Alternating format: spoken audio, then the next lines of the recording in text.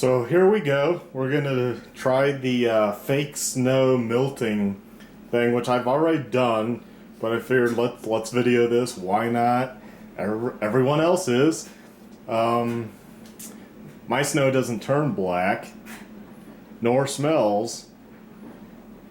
But I thought, well, why wouldn't I just blend up using the Ninja blender to make ice cubes into snow? That would be a better comparison. So here we have on the right outside snow, which I just got like a minute ago, and I have the freshly blended snow. And so here I'll make a snowball with the outside snow and make a mess while I'm doing it.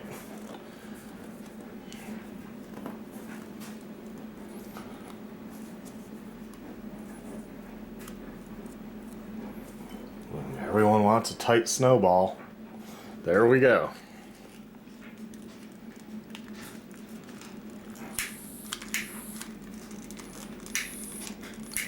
There we go. So as you can see, it's a pretty good torch out of this barbecue lighter. Oh my god, it's shrinking. It's not dripping. It is not melting. It's not turning black. This is outside snow, and this is on the Front Range in Colorado, just north of Colorado Springs. So I guess you could say we have pretty fresh snow. Let's go over here closer to the camera.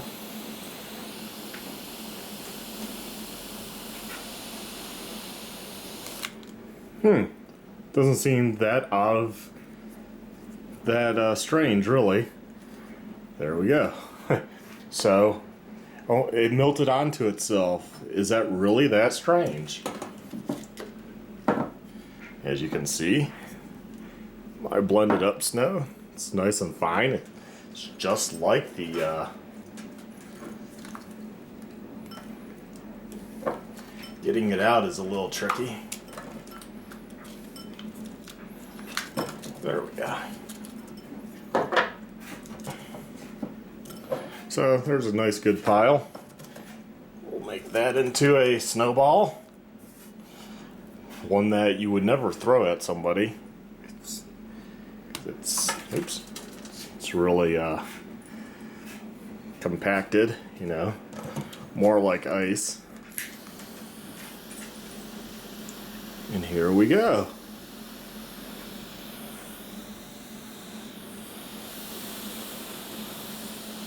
Sorry about that, just trying to line it up with the video. It's also shrinking. I will note a little bit difference. This is a little bit more glossy as it shrinks. That just might be because of the way the water crystallized in the outdoor snow versus, you know, blending it and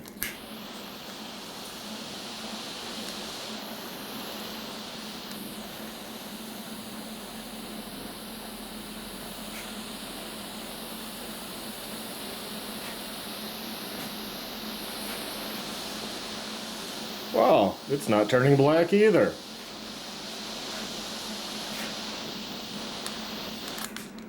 I did get a little bit more water on my hand this time. It's also, I'm holding it pretty good. Put a good indentation in it. So, did it shrink? I think that's just the natural properties with some scientific process. I'm not a scientist, I have no idea. That pretty much does the same as that.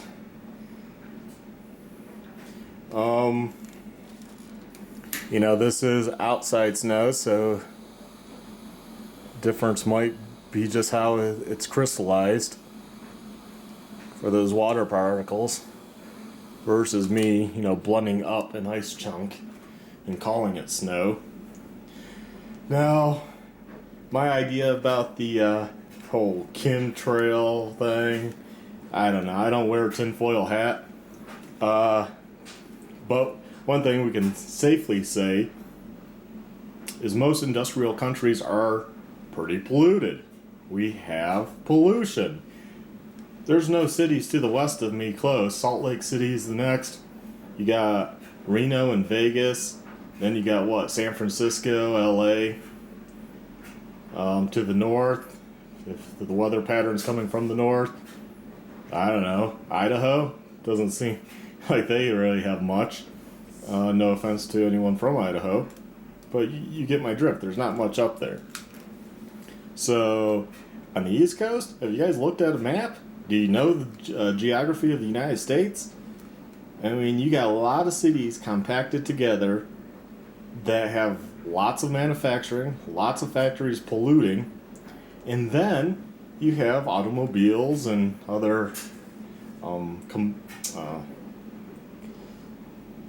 engines that are burning and polluting and while they're being used. And so I'm not really surprised that you're going to have pollutants in Atlanta in their snow, that it might turn black. It might have a smell to it. I'm not surprised you to have that in Ohio somewhere. I mean, you got Chicago, you got Cincinnati, Louisville, Kentucky nearby, depending where you're at. You got Fort Wayne, you got Indianapolis to the west. Detroit's obviously a manufacturing hub. No surprise there. When you go further east, you got Toronto in Canada, Montreal, New York, Boston, Philadelphia. I mean, come on, let's get realistic here. You're gonna have pollutants in your snow. It might turn black. I would probably not eat any snow. Further you come west, obviously we're gonna have less snow in the middle of or not less snow, less pollutants in our snow. Anything Denver's gonna spew off, and that's to my north, is gonna go east for the most part. So, come on, let's get real, people. Chemtrails, let's save the tinfoil hat for another day. Has the government sprayed stuff in the air, make rain fall? Yes, they have. But are they spraying stuff in the air for snow or to control other weather patterns? I don't know, nor do I really care. So this whole YouTube hype thing on, oh my god, my snow is melting and recessing into itself, and it's, people claiming it's not melting in the normal fashion that they think, but they pretty much behave the same. See, the two balls are still here. A little water there, there's a little water in there too, about the same. So, and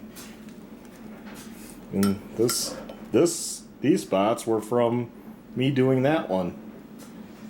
Those spots are from when I splashed too much in, so they're melting too. They both melt with fire.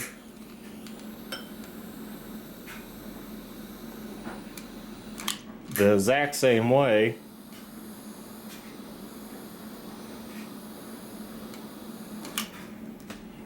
And also with the flame, you're also going to have it going in, turning into water vapor going into the air too. And one thing most people don't realize, it takes a heck of a lot of snow to have a gallon of water. Somebody probably can look up that fact and mention exactly what it is, but it takes a lot. There's that much air between the crystals in snow. That's why, an inch of snow is not the same as an inch of water. So anyways, there we have it. You decide for yourself. And, and also I did do an experiment earlier. I melted the outside snow, and there was nothing strange floating around or cloudiness in my snow. Again, you live in a city, near a city, to the east of a city, depending on your weather patterns, you're probably going to have pollutants. Yeah, just don't eat that snow, drink that snow. It's not good for you. So, anyways, this is the only silly type of video I'm going to do on this matter.